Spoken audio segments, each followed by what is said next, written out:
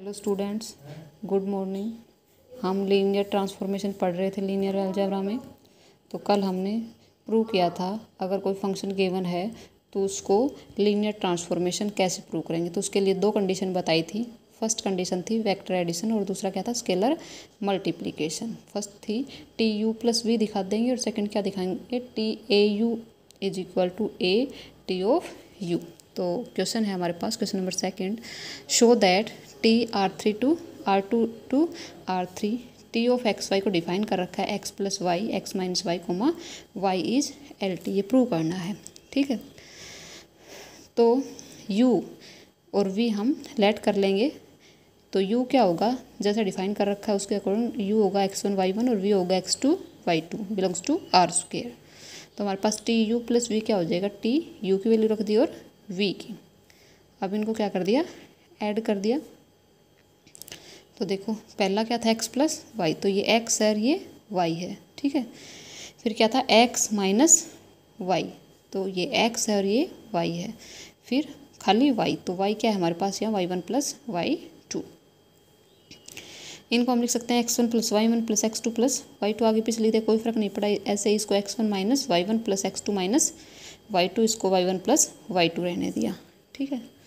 अब ये ऐड कर रखा है, इसको हम लिख सकते हैं x1 y1 coma x1 minus y1 और y1 plus x2 plus y2 x2 minus y2 और y2 ऐड करेंगे तो ये ऊपर वाला ही आएगा। तो ये जो वैल्यू है टी ऑफ यू की हो गई, ये जो वैल्यू है टी ऑफ वी की। तो टी यू प्लस वी क्या हो गया, T U plus T we.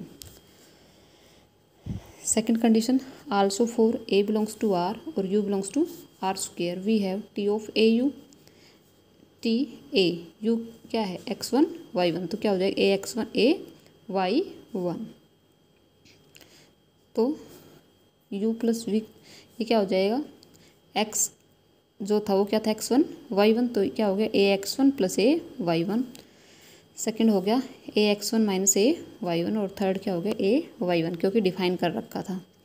यहाँ से ए कॉमन ले लिया x1 plus y1 coma x1 minus y1 और y1। ये ए हो गया और ये टी ऑफ यू की वैल्यू हो गई। तो हमारे पास टी क्या हो गया, लीनियर ट्रांसफॉर्मेशन हो गया। अब क्वेश्चन नंबर थर्ड आता है,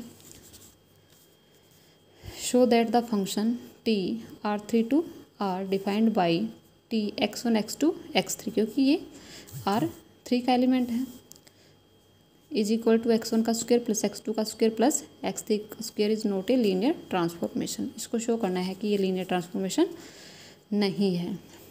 तो हमने क्या किया, पहले तो जो गिवन है वही लिखा है, टी x1 x2 x3 को क्या लिखा है, x1 का स्क्वायर प्लस x2 का स्क्वायर प्लस x3 का स्क्वायर। लेट कर लिया, बाय एन एग्जाम्पल प्रूव करेंगे कि ये लीनियर ट्रांसफॉर्मेशन नहीं है। तो u is equal to v, दोनों की वैल्यू क्या ले ली हमने 1 0 0, okay this is 1।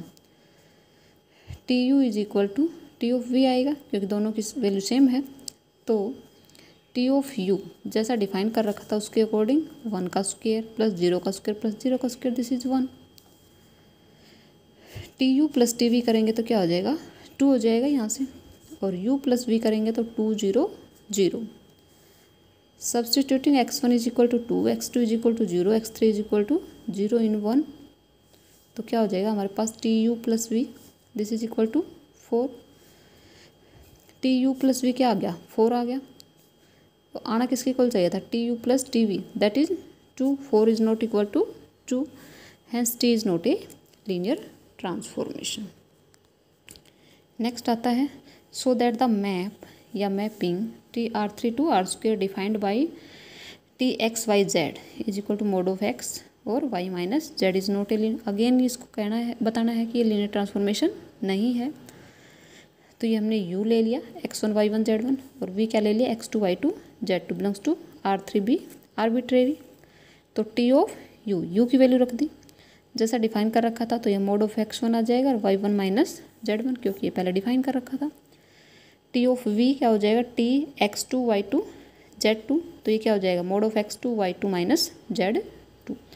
u plus v कर देंगे, ये पूरा x है, ये y है और ये z है, तो जैसा डिफाइन कर रखा है उसके अकॉर्डिंग मोड में आ जाएगा। Mode of x1 plus x2 y1 plus y2 minus z1 minus z2. This is equation number first. Also for tu plus tv.